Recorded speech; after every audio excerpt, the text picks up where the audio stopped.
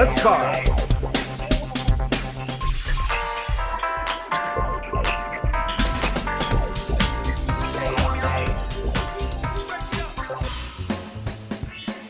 All right, let's spar. Okay, let's do it. Jasmine, you know the rules.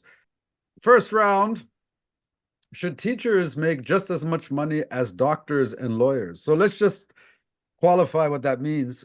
Let's say a teacher's salary cap in Canada caps at around, I would say $95,000, close to $100,000. And maybe the average doctor and lawyer in Canada will make at least twice that, and possibly even more, three times, four times that. So should teachers be in that same league, sort of make double with the potential of making even more, just like doctors and lawyers, right? All right. Should maybe consider those professions? Should we remunerate and compensate those people the same way?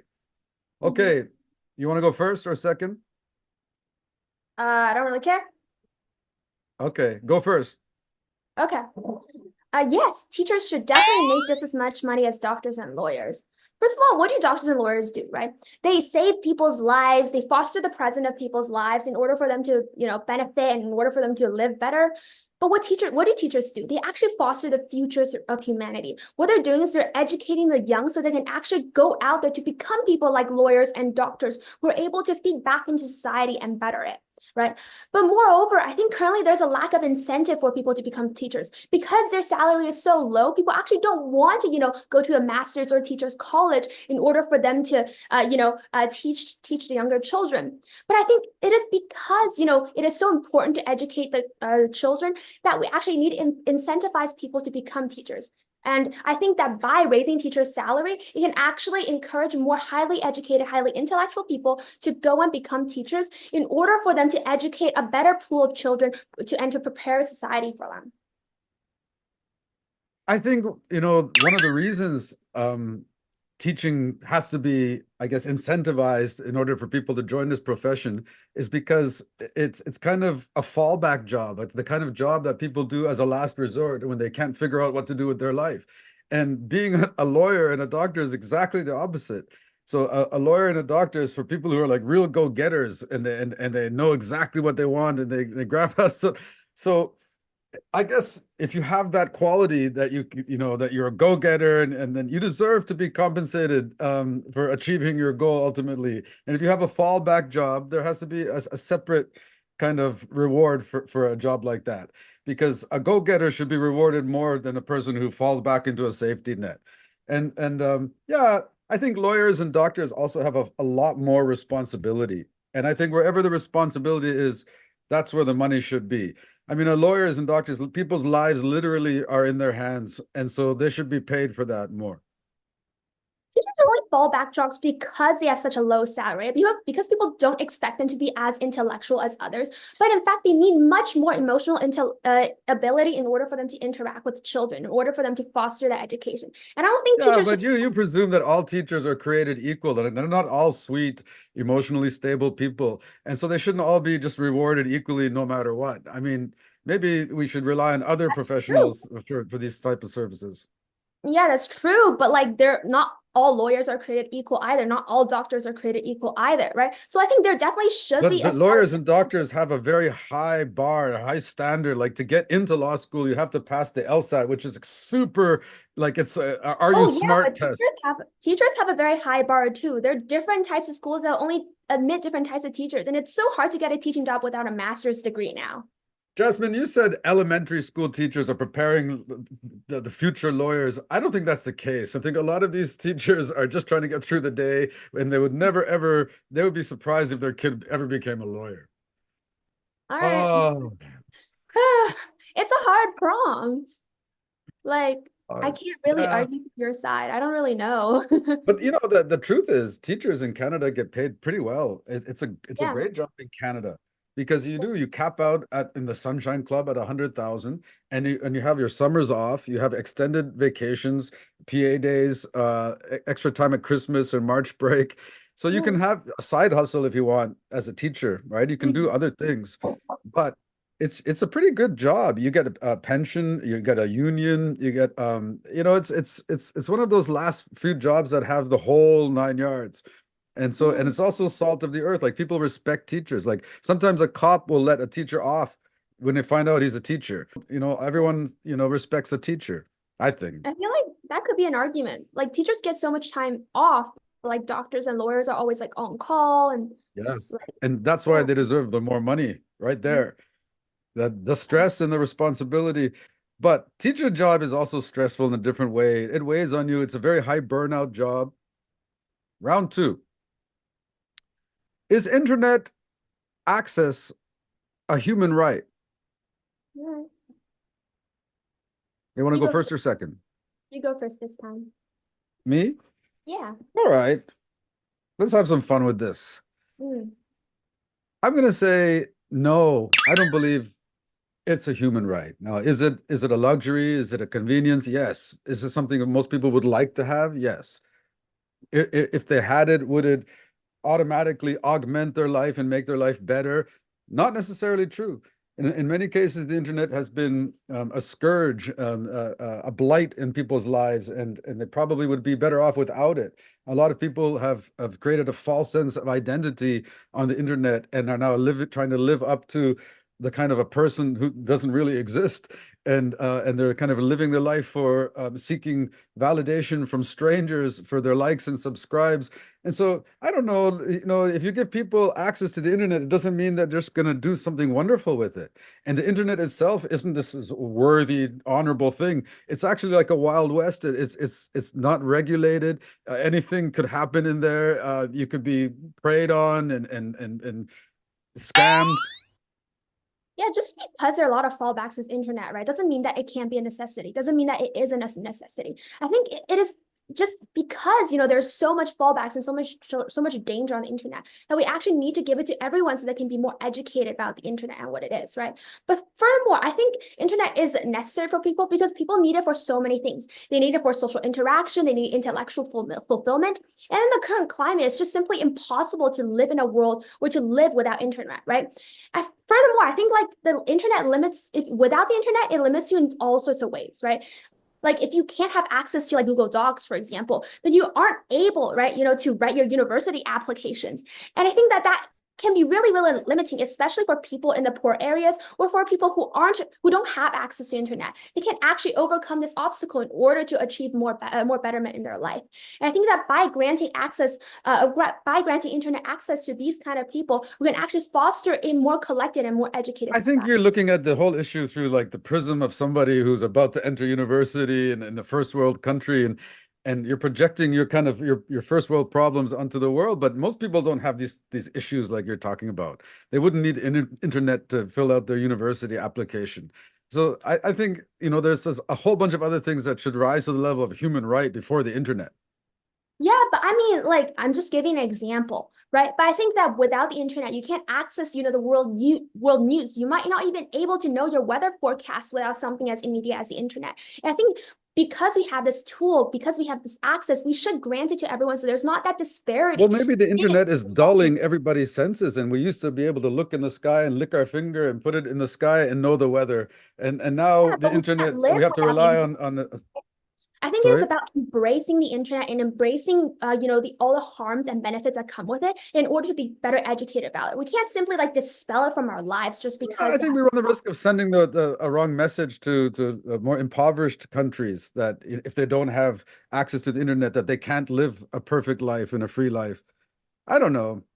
What do you think about this for real? I don't know. I feel like I really get it that like there's so much harms, but I think that because internet is already seen as something that is essential to a country, and like for example, like Wi-Fi access or access to internet is one of the most prominent like UN solutions for all sorts of world problems, right? And I think that by giving the internet to poorer countries, it can actually bridge that gap because they have more access to different kinds of But resources. would you also be giving powers that be a tool to exploit people? If you give people the internet, then you can also, I guess, spread disinformation among people And easier, right? Isn't that yeah, true? I agree, but I think again, like if we conceal something as prominent as this from the public or from some countries, then I think there's a much bigger risk for them to exploit it once they come into contact But with it, right? isn't the internet just is something that's just like a network of people that was always there with or without the digital internet? Like if you're living in a village, you're connected to all the people, and it's kind of like an Mhm. internet. Yeah. Isn't that just how people behave with or without this modern day internet? Yeah, I think what the internet does is like it amplifies everything. It amplifies connections, it amplifies, world's problems and its benefits. And I think that while the harms are amplified, we have to consider what it means to, have this amplification device. Yeah. And our only way to deal with it is to like continue to cope with the harms, right? We can't simply dispel it from the world. I don't think that Yeah, works. I think you're right. I think we're still at the latter end of the infancy of the internet, like and I think we're starting to, I think maybe COVID taught us a lot how to use the internet in a proper way, and Yeah, for commerce and education. And so I think we're starting to do things better with it these days. yeah. Anyway, time will tell. All right, let's do this next one. If the United States devolves into a dictatorship, will Canada come Okay. out on top? Ooh. Because this is a very real discussion, right? And some people say that the second Donald Trump presidency, he's already said it himself, and we know to believe him when he says stuff. He's saying he's going to be a dictator. Mm, He doesn't have a respect for institutions or the Constitution or the election process, and we know that if he makes it in, he's going to close the door behind him. So yeah. if this does happen and the United States, American democracy dies or is suspended with him, how is it going to affect Canada? And will we actually come out on top of that situation, or are we Mm. going to be dragged down? What do you think? Did I go? Well, whatever you want. Okay. I Okay. don't think Canada will come out top if the USA devolves into a dictatorship. Let me consider it from like a domestic perspective first, right? I think much of Canada's benefits do come from its relationship with the US and our current democratic coalition between us, right? I think when we have a fundamental political structure that we agree on, that really benefits us because we can develop all of these trade relationships and democratic relationships between these two countries. But if the US suddenly changes its policy and suddenly changes its political structure, Canada, I think, will lose its most fundamental support from another country. And I think that Canada will have much more problems to deal with than benefits, right? But even more so, like I think on a public level or on a international level, I think the dictatorship of the United States, right, allows them to do whatever they want. It allows the dictator to do whatever he wants. And if they believe that Canada is like, it's trash dump place and they can very well implement policies that will go against Canada and change our relationship forever. Yeah, I think, if this does happen, it doesn't necessarily mean that they're going to be looking at us as an ideological opponent. We've been friends historically, and we still understand kind of the situation. Um, Canadians, I think if we maintained our democracy despite the US becoming a dictatorship, it's going to make our democracy something even more special. Because we kind of we got to see front row and center what happens and how delicate democracy is. And if it goes down in the United States, I think we're going to guard ours a little bit better, and we're going to make our institutions stronger, and we're going to make sure that something like this can't happen over here. Um, no, I think we'll also the United States in that situation is going to need their good little democratic buddy to be kind of their little pal in their face in the world, and kind of a buffer zone to say if Canada thinks they're all right, then they're going to be still someone we can deal with on the international stage. Yeah, but I don't think dictators consider history. I mean, USA and Mexico had a good relationship before, but what happened? Trump built a wall because he says that all the illegal immigrants came from Mexico, right? But moreover, I think we can't make our institutions stronger because we have too much backlash from us being a coalition with the United States and from But you them. know what? I think a lot of people are going to be migrating if this happens in America, and they're going to be looking to come to Canada. So maybe we're going to get an influx of very smart, empathetic, liberal, progressive people entering our country, and it's going to make us even stronger. Yeah, but we also have to consider what is Canada capable of, right? We already have so much immigrants, but I think we also don't have the institutions to deal with a gigantic wave of immigration from the United States. And furthermore, I think Canadian people have too much opposition against the Americans for us to accept so much American coming, you know? Yeah. All right. Point well taken. It's a little bit scary to see what's happening in America and Yeah, why are we even having this conversation? How is it even possible or real that something like this could happen? The so-called oldest democracy in the world. But when you go on VR, one guy literally said one time, "Oh, I feel so bad for you guys." I said, "Why?" oh He my said, God. "Because what are you gonna do if the American democracy is no longer? Who's gonna lead you? Who's gonna be your shepherd?" And I'm like, "Do you guys really think that the world is just waiting to The see what US. America's gonna do with their president?" I think, to be honest, it's not shocking to me that their democracy is in trouble because you see people just trampling all over it, trampling Yeah, all over there. Have almost a two-tier justice system, the one for the rich, one for the poor. Their government is abhorrently corrupt yeah, and it doesn't seem to care about the people at all. The policies that govern the nation have nothing to do with the betterment of the people. And so people look at the system and they go, if this is all what democracy brings, then we're willing to try the other thing. And maybe yeah, that's better. And so it's no shock, but I think a real healthy, functional democracy, I don't think you'd see something like this happening. I don't think people would be so yeah. eager to let that happen. I think the problem with American democracy is that even though it has a structure of a democracy, it has the ideology of a dictatorship because like they want to come out on top of everything, right? I think that's a very dictatorial mindset. I think the really good examples of democratic systems, right? Like Finland or like Norway, like these Scandinavian countries, right? Yeah, They aren't aiming to like come out on top. They aren't aiming to have like so yeah. much military strength, right? So they can provide all of these like health benefits. They can pay their people better because they don't really care about like taxing or getting getting so much exploitation from the people in order to build its own political structure.